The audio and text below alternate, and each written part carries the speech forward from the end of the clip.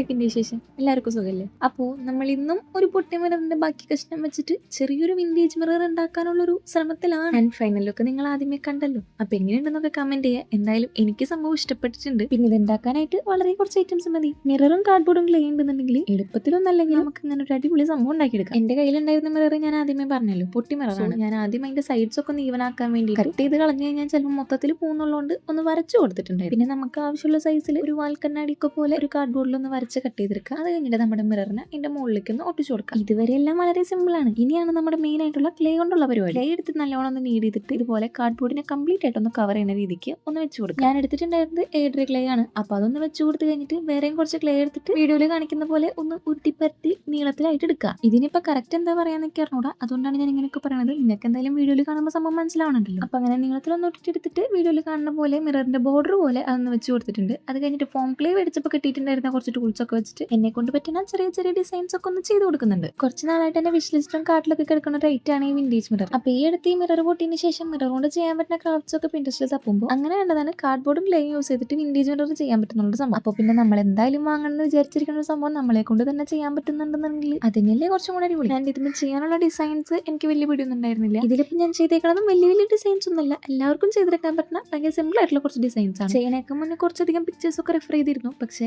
അതിലൊക്കെ വലിയ വലിയ സംഭവങ്ങളാണ്, എന്നെ കൊണ്ട് പറ്റും തോന്നുന്നില്ല. അപ്പൊ ഞാൻ എന്നെ കൊണ്ട് പറ്റുന്ന രീതിക്ക് മനസ്സിൽ തോന്നിയ കുറച്ച് ഡിസൈൻസ് എന്റെ കയ്യിലുള്ള ഐറ്റംസ് വെച്ചിട്ട് ചെയ്ത് നോക്കിയതാണ്. പക്ഷെ കൊള്ളാം എന്നാണ് എൻ്റെ ഒരു അഭിപ്രായം. നിങ്ങൾ എന്തായാലും അഭിപ്രായം പറഞ്ഞോളൂ.